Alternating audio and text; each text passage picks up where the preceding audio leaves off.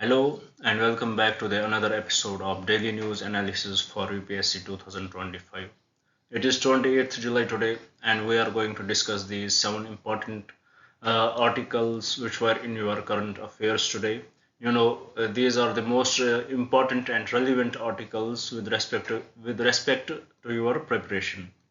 So we will try to discuss them into the simplest language possible and you know in the least time period so that you won't have to invest much time in reading your current affairs in preparing for your current affairs, as you know it is very time consuming.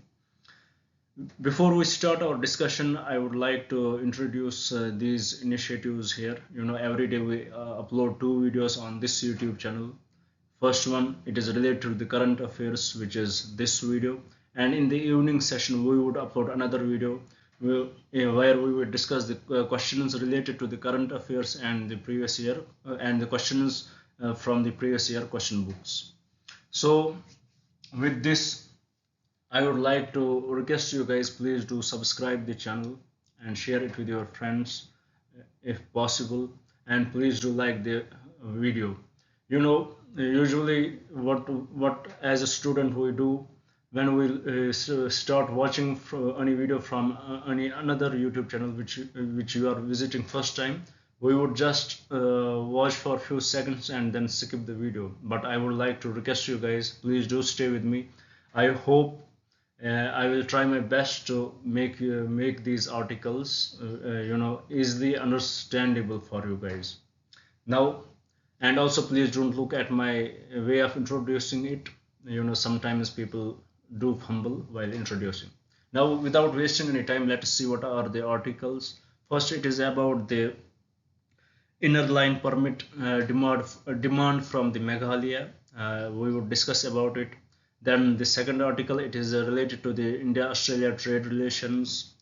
Then the third, Myanmar PM met Ajit Dawal in the BIMSTEC meeting.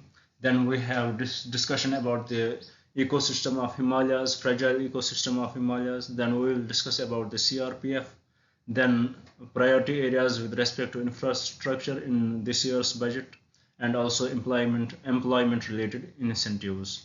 So these are the articles which we have to discuss. Now, without any delay, let's start with the first one. It is about the inner line permit ILP demand by Meghalaya. First, we should know what this inner line permit is. It is like a visa. It belongs to a particular state. It is, approval for the inner line permit is given by the central to the particular states for the selected states. And this inner line permit is given, then it is given by the state government. It is issued by the state governments to the people. It is like a travel document when people travel from one state to these particular states, so they should have these inner line permits. Otherwise it would be very much problematic from them. So here the question arises, what is the need for these inner line demands, what is the need for these inner line permits? अगर हम देखेंगे in the particularly in north east India, we had seen huge unrest there since I guess from since independence itself. We had seen there is huge unrest. There is huge immigration from different people. Refugees are entering this area from East Pakistan earlier, then from the Bangladesh, and also they are the tribal population there. They are not feeling secure about it. So because of that, there is violence is going on in this area. There are militant organizations are increasing and people are dying. There is continuous violence between the tribal groups, between the tribal and non-tribal groups, and so there is we can see the insecurity in the people living there. So because of that, many states were granted this ILP, which is inner line permit by the central government. If we would name them, it would be Arunachal Pradesh, Manipur has got it, Mizoram has got it, and Nagaland has also got it. But here About inner line permit, I would like to repeat it. It is like a visa. It applies to Indian states. It is like a visa to the Indian citizens living in India itself, so that they cannot travel without these documents to these particular states. It is a travel document. It is a concern to the state government. The state government where this inner line permit is allowed by the central government, that state government issues these inner line permits. Also, it is a kind of a restriction on Indian citizens to travel to these states. Now, the question here could be asked: does it impact the does it impact the Article 19 of the Indian Constitution? Does it impact the fundamental rights? Is it unconstitutional? But we should know that under Article 9, restriction to the it comes under the violation of freedom of travel. But that is we have restriction, that is we can restrict that on we can restrict that right on the reasonable logics, on the reasonable grounds. So here the reason given is that the large influx from outsiders could dilute the tribal culture. So because of that, it does not come into this line that it violates the Article 19 about inner line permit, because it prohibits Indian citizens to enter into these states. So now let me repeat it again. This inner line permit, it prohibits Indian citizens to enter these states. Now the question here arises: does it impact the fundamental right, that is a right to travel, a right to move across the country, which comes under Article 19? But we should know that it does not impact, because we have reasonable restrictions to the Article 19, and the logical reason given here is that a large influx from the outsiders could dilute tribal culture. Also, we should know that about this inner line permit, it was initially introduced by the British government itself. It was initially called as Bengal Eastern Frontier Regulation. It was brought up under Bengal Eastern Frontier Regulation 1873. Then through this Bengal Eastern Frontier Regulation, through this ILP was introduced. It was totally to protect the colonial interests of the British government.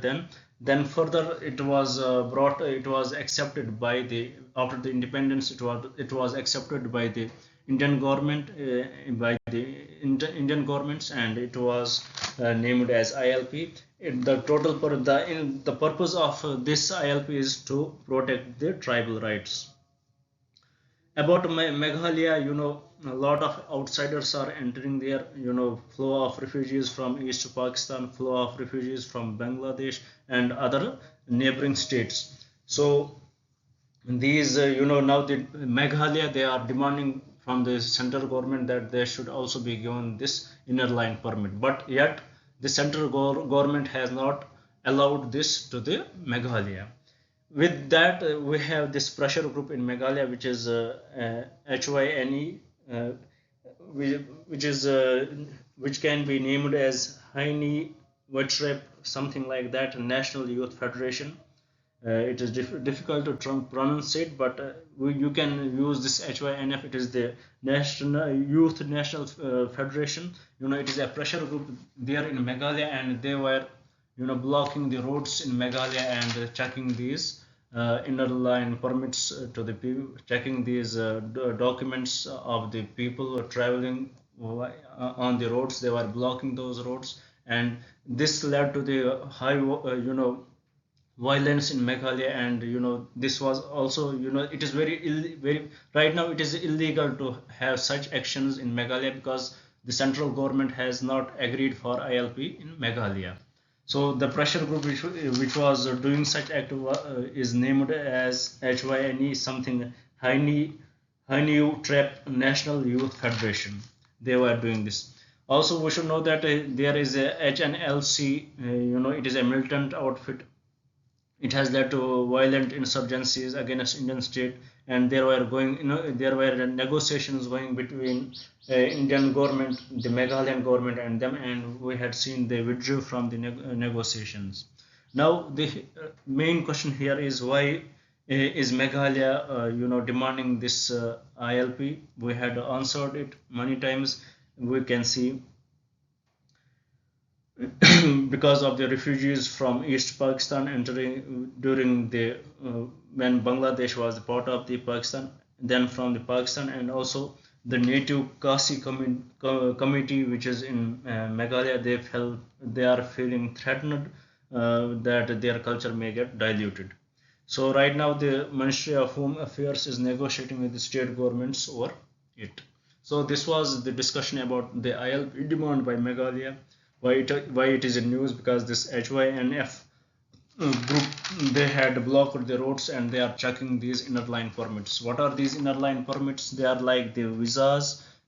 These are the travel restrictions to the citizens of India into these particular states. These inner line permits are given by the central.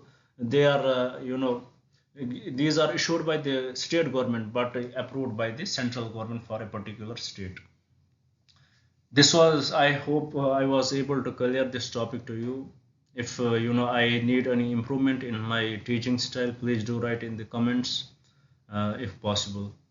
Now moving forward to the another article, it talks about the India Australia trade relations. We should know about the India Australia trade relations. Recently in 2022, economic cooperation and trade agreement was signed between India and Australia.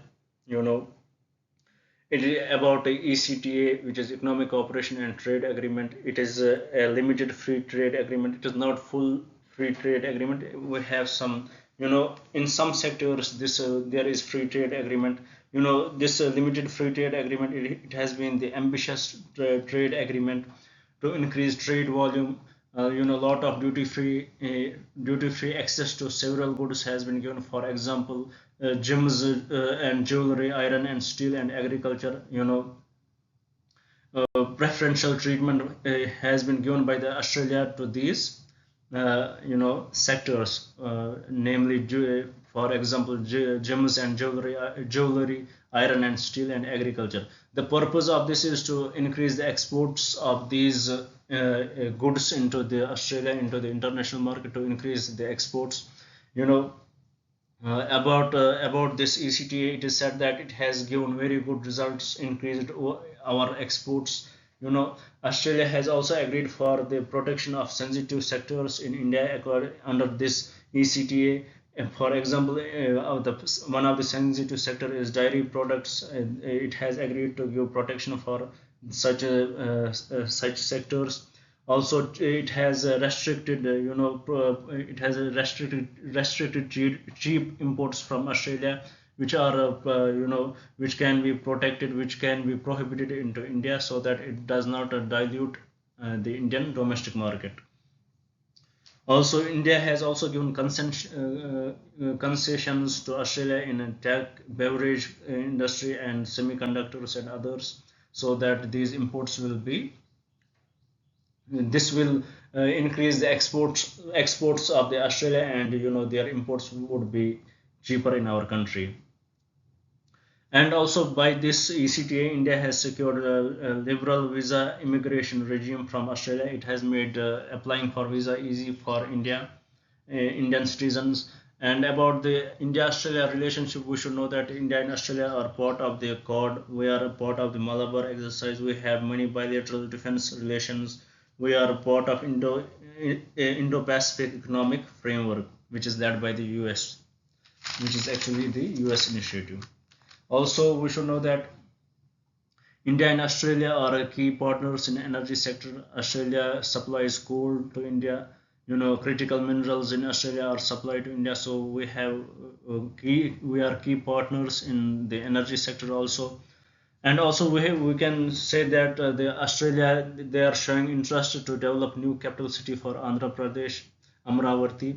So this is about the Australia-India trade relations and in other respects also. In this article, the main point to be discussed was economic cooperation and trade agreement. It has been very much beneficial for India. Now India is looking further for the free trade agreement with Australia. It has this economic cooperation, free trade and trade agreement. It has benefited India's exports. It has also it has helped in India's Indians to apply for visas, education visas, and it has benefited India in many different ways. And then further we discussed the different relations with India, different other India Australia relations. For example, our contribution, our partnership in Malabar exercise, we being the part of the Quad, we being the part of the Indo-Pacific Economic Framework, which is the initiative, US led initiative.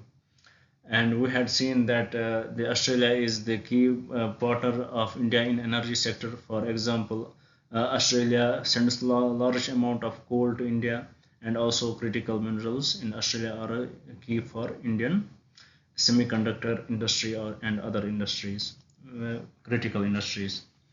Now moving forward, I have another topic. It talks about the fragile ecosystems of Himalayas. If we would see the pattern of snowfall in Himalayas, we had seen the snowfall has reduced to usually what happen in Himalayas क्या होता है कि जो early जो peak winter रहता है, that is from December and December, January and Feb. This is the peak winter session. Basically December and January, it is the peak winter session, and during this peak winter session क्या होता था, snowfall होती थी. And if snowfall usually क्या जो ज़्यादा snowfall इस peak winter session में होती थी in the time frame of December to January. But unfortunately in the recent years we had seen in the peak winter the snowfall has reduced drastically, and also in the early summer, which is from Feb, March and April, we had seen increased snowfall in the early summer.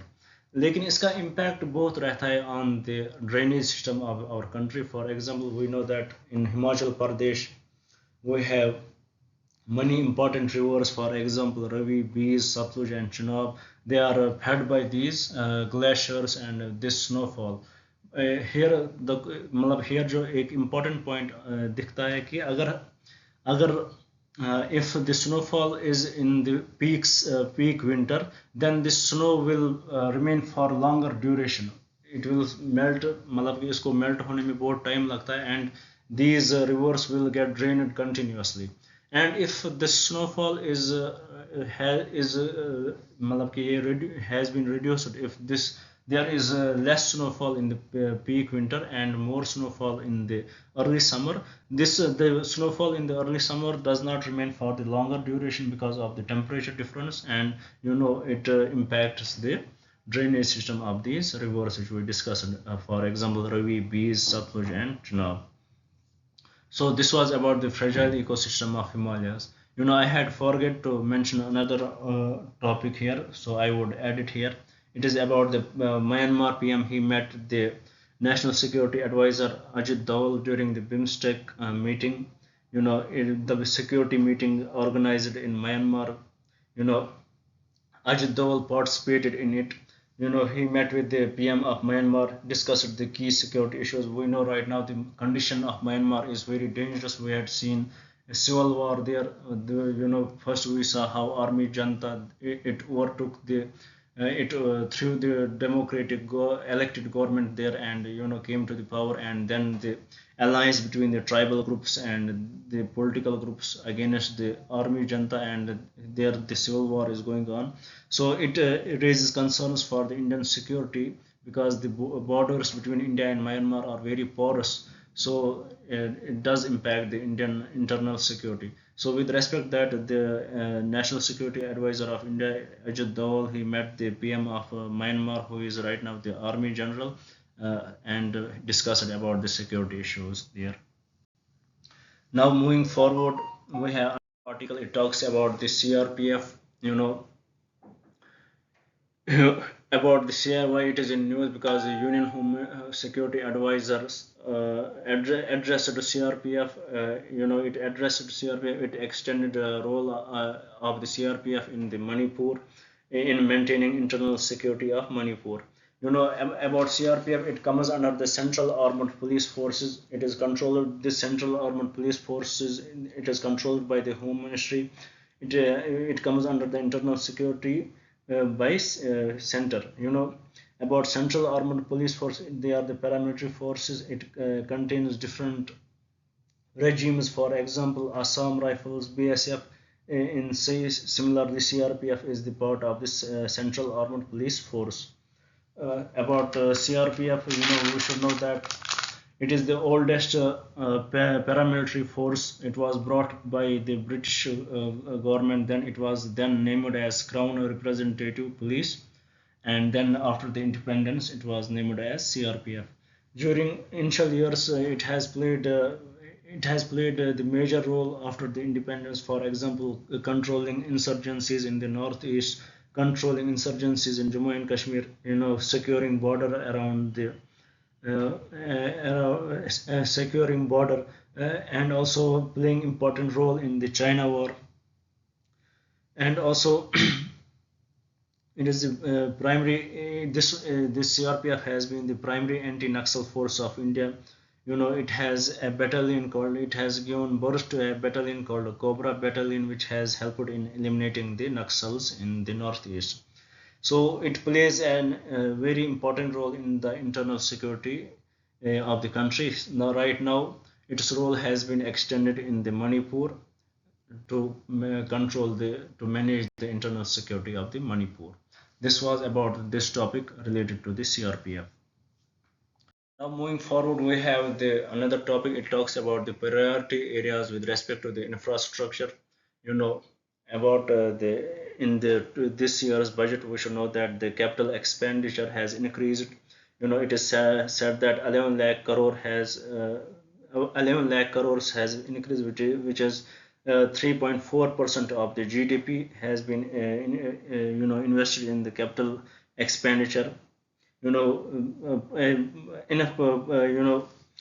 Enough finances had been provided for the infrastructure itself. About the in the infrastructure, we should know that what are the priority areas. The priority areas are the connectivity. In connectivity, there is a road transport. It receives the bulk of the money. Then we have power sector. It also receives the bulk of money. Then we have railways. And also we should remember that in the connectivity, the civil aviation and shipping, the allocation has declined in these areas. Before we discuss further, we should know that according to the Economic Survey 2024, national highways have grown by 1 point. The amount of investment we had put in the connectivity, according to the Economic Survey of 2024, national highways have grown by 1.6 times from 2014 to 2024. And also we had brought up the 11 industrial corridor projects. But unfortunately, there has not been much allocation for the asset management. In the railways, the significant jump in allocation. The priority sector in the railways is safety. And also in shipping, we had seen the Sagarmala initiative as a success. And there are many different areas where we had invested a lot in the infrastructure in connectivity. मतलब के infrastructure में we had invested very lot in it. About investment in the private sector, we should know that most of the investment comes from the government itself. We should know that 49% comes from the central government. From the state government, it is 21%, and the rest is from the private sector. So what is the need? The need here is that we should increase the participation of the private sector has to be increased in private sector ka investment. We have to increase the investment of the private sector in it. With that, we have to remodel the PPP model, public private partnership model. It has to be remodeled because there are many issues in this PPP model. So there are many concerns which we have to check. Then finally, the next article, it talks about the employment related incentives in this year's budget. We know right now we are living in a country where unemployment is alarming, huge rate of unemployment. Although the government is not agreeing, but the real situation is something different. And this huge rate of unemployment, the jobless growth which we are facing right now, it is not ideal for the populous country like we have right now. The demographic dividend which we are enjoying right now, it should not become the demographic disaster if we are not able to create these jobs, because this population will grow old, and if they are not able to get the jobs right now, they won't be able to secure the future, neither they would be able to secure themselves, और जो हमारी generation आने वाली होगी, we won't be able to secure their future also. So right now it is very alarming condition that the unemployment is rising in our country, and it is very much important for the government to generate these jobs. अगर हम देखेंगे with respect to this year's budget, the employment term itself was mentioned 23 times, which shows the importance given to this term, which shows the importance of the government to the employment. We had seen that in our country 56% is in the working age group. जो population है हमारी country की, उसमें 56% is in the working age group. in जो working age group में जो majority of the workers are in the agriculture. In agriculture we see the 45%. So we can say that we have the agrarian economy right now, and also 11.4% in manufacturing, which is very less, 28.9% in services. We had directly jumped from agriculture to the services. That is also one of the reasons that we lack employment in our country. And also we have seen 13% employment in the construction. By this data we can find out that the most people are trapped in the agriculture sector.